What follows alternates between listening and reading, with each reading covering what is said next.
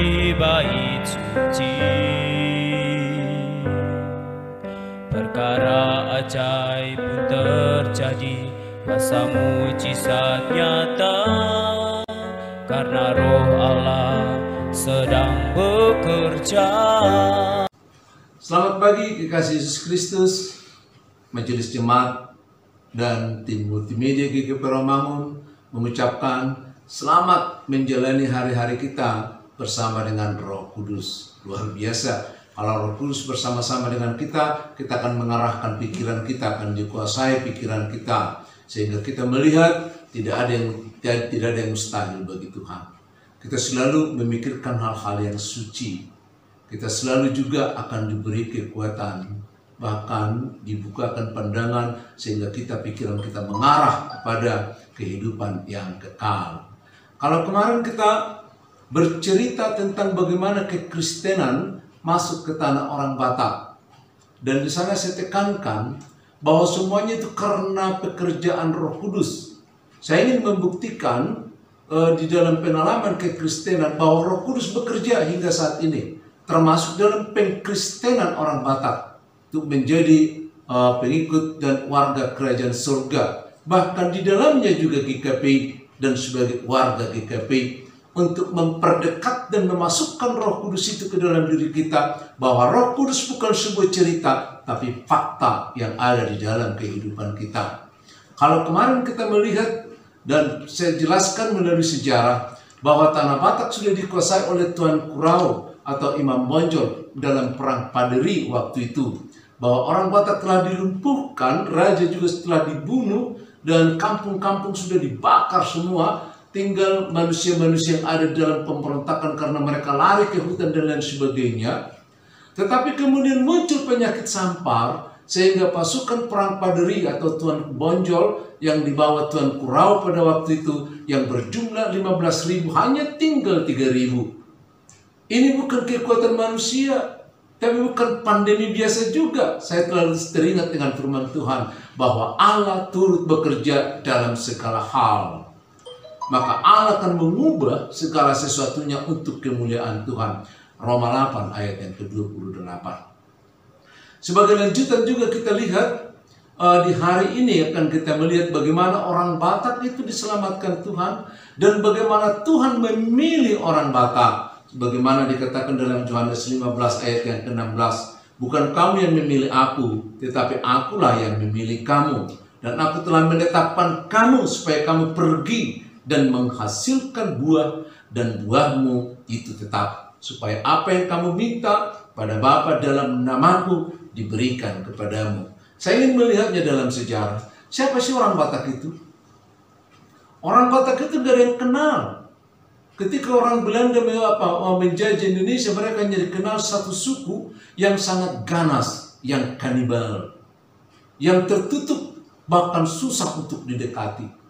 Tapi kemarin saya ingatkan bahwa tahun yang saya pakai sebagai entry point adalah tahun 1820. Di tahun 1820 itu orang Batak sudah kolaps, dikuasai oleh Paderi.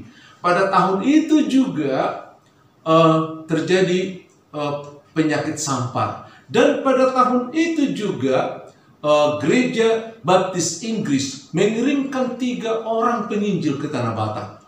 Coba 3 peristiwa. Ya, Inggris mengirimkan dari penginjilan baptis mereka, ada Nathan, ada Evan, dan ada Richard Burton. Walaupun memang Richard Burton dan kawan-kawan ditolak, ya, karena ada pemahaman tentang soal kerajaan pada waktu itu, sehingga mereka ditolak dari Silindung. Kemudian mereka pergi, dan tidak, nanti beritanya ada di tempat lain mereka memberitakan Injil. Tapi tidak lama, 14 tahun kemudian, bahwa dari Amerika juga mengirimkan pelayan, ya, dikirimkan pelayan pada tahun 1834. Sayang pelayan ini belum juga sampai ke Silindung, 20 km, bayangkan ya, dari Amerika sampai ke Sibolga, sampai ke Tapanuli, 20 km lagi menjelang Tarutung sebagai tujuan mereka. Ternyata mereka dihadang, dan bukan hanya dihadang, tapi mereka juga dibunuh. Bahkan ceritanya juga dagingnya dimakan. Itu Munson dan Lehman, ya, Munson dan Lehman. Oleh karena itu, penjajah Belanda tidak memberikan lagi izin kepada orang-orang asing untuk masuk ke daerah penginjilan di Tanah Batak, karena mereka mencap orang Batak itu ganas, memakan manusia dan lain sebagainya. Tapi tidak lama kemudian, 25 tahun kemudian, ada juga Belanda, ada satu daerah Ernelo, ya, mengirimkan Gerrit Van Assel ke daerah Batak juga.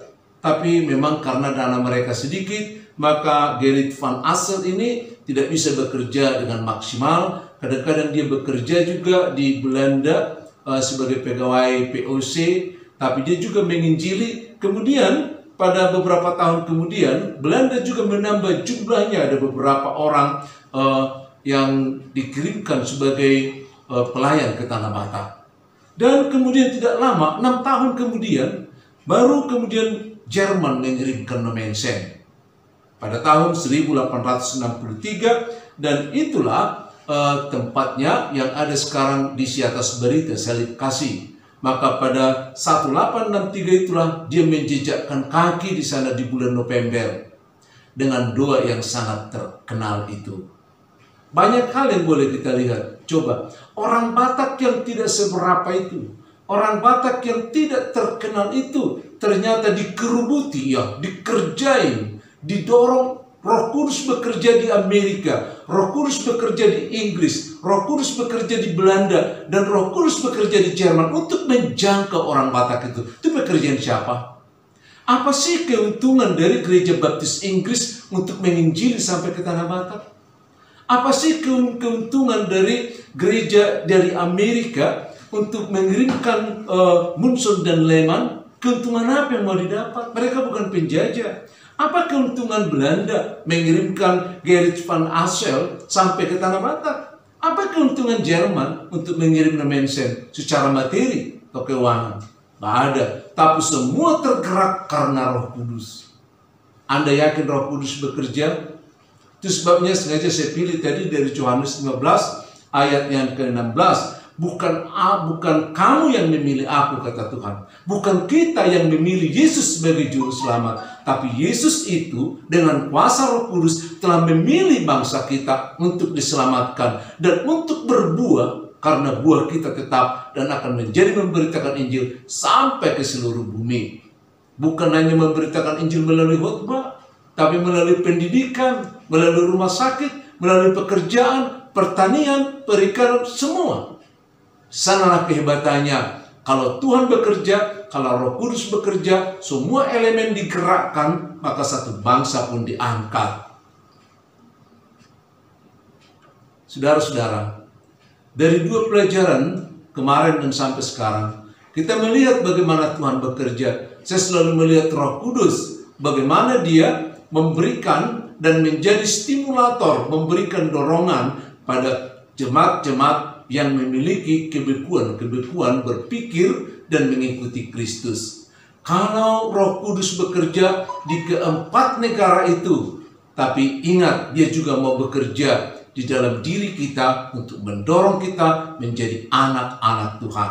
Karena bukan kita yang memilih Yesus, bukan kita yang menghunjuk Roh Kudus, tapi Yesus memilih kita, dan Roh Kudus menjelaskan kepada kita supaya kita menjadi warga kerajaan surga sebagaimana diinginkan, tapi juga supaya kita berbuah dan buah kita tetap. Shalom. Roh Kudus hadir di sini, mengalir di bait suci. Perkara ajaib pun terjadi, kuasa mujizat nyata, karena Roh Allah sedang bekerja. Tiada yang mustahil dan tiada yang sukar bila Roh Allah turut bekerja. Tiada yang mustahil bagi orang percaya. percaya, karena Roh Allah turut bekerja di antara